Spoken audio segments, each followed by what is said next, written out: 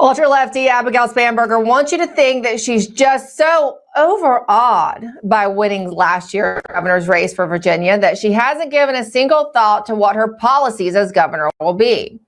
Now, she's set to be sworn in as governor of Virginia in just a few days. But we here at The Absolute can assure you that this former CIA agent, Abigail Spanberger, has been plotting and scheming since her victory last November about how she is going to turn Thomas Jefferson's home state the most repressive state in the Union.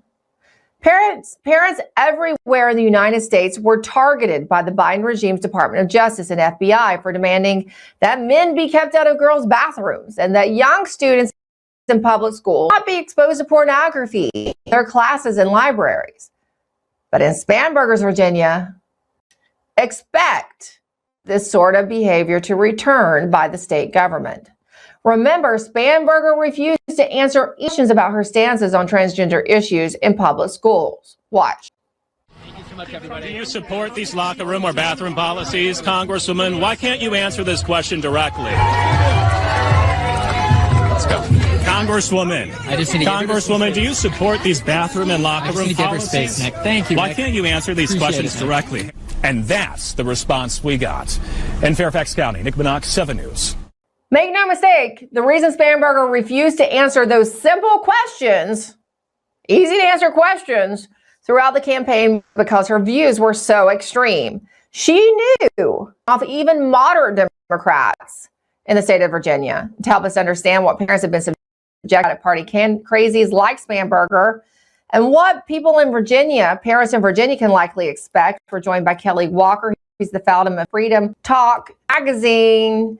Kelly, parents like yourself were instrumental in Youngkin's win 4 years ago in my state. What I don't think people are quite prepared for is that Spanberger might make Gavin Newsom look tame. Do you think parents in Virginia are going to become targets once again, this time of their state government?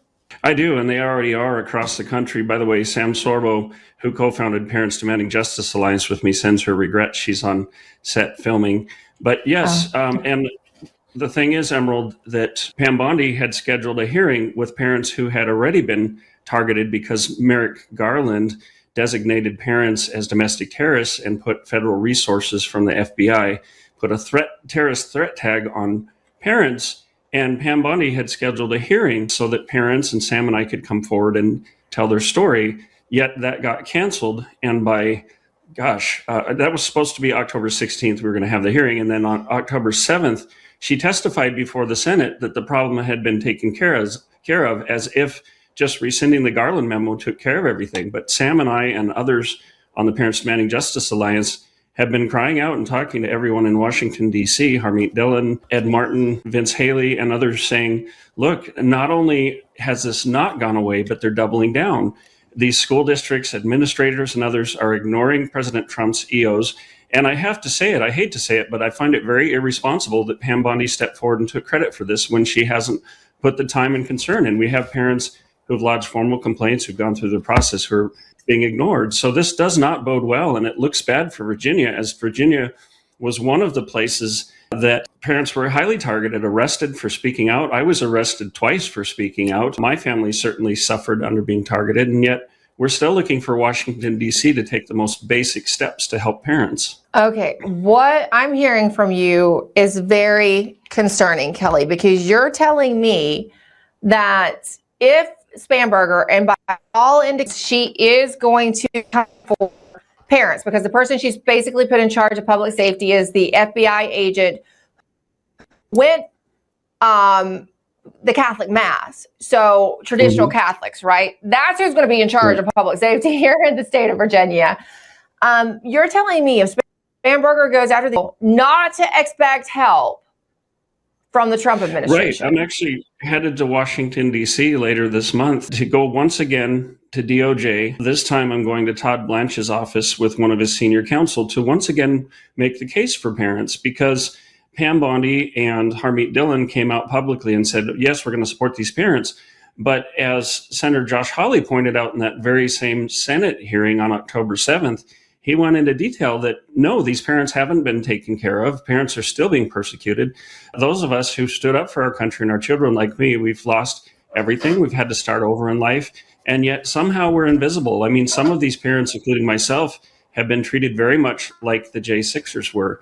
So I really want everybody to go to realfreedomtalk.com and go to that Parents Demanding Justice Alliance page. And we have been all over the media. I'm honored to be on your show, Emerald, because I know this is an issue you care very much about. But so far, the track record of the DOJ is not good, I'm sad to say. Parents Demanding Justice Alliance is going to stand with these parents, and we want the federal government to get on board. We've even drafted an EO for President Trump. We think President Trump doesn't know how bad the problem still is, possibly because Pam Bondi isn't telling the truth about it. Well, I'm quite certain that Bondi has assured him that issue is taken care of. In fact, we know that often he is told that something has been done when it in fact has not. It's been swept under the rug. And then he will later find out that they were honest and that some of his supporters are still facing this or they're upset about this. And then again, I would suspect another situation like that. But as you know, I do feel like in Virginia, people are going to be targeted again. They now have organizations. Remember back when this started happening a few years ago, we didn't have a lot of support. We didn't have a lot of organizations for people to band together and try to fight back against their government. So Kelly has given you the website that you can go to. I just don't know what it's going to take. Look, I am hearing that Ed Martin is not getting the resources he needs to, and he was tapped with addressing this issue for you all right, with weaponization czar. He's now looking as main guy, and I don't think they're even replacing him. So Ed is kind of limited on what he can do because he just doesn't have the help. And I think that seems on purpose from Blanche and Bondi. I've met with Ed twice in DC now. I talk to him online at times. And yes, I believe he wants to help, but he's being held back. He's not being given the resources. And, you know, this is something that President Trump mandated. This is why he created the weaponization working group. Among the many issues, the parents are on that agenda and on that mandate from President Trump. And really, we're coming together.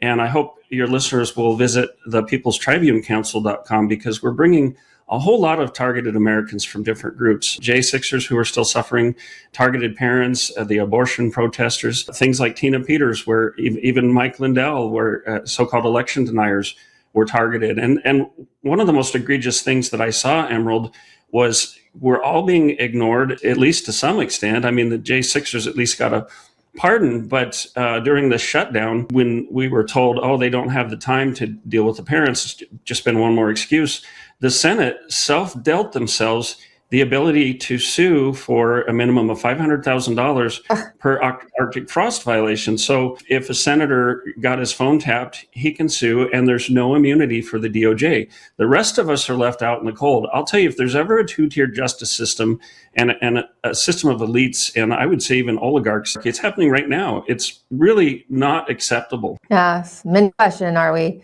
still a constitutional republic or we've gone full-fledged oligarchy? And that's another conversation for another day. Thank you so much, Kelly Walker, for what you do and joining us today. Emerald, thank you so much for having me on.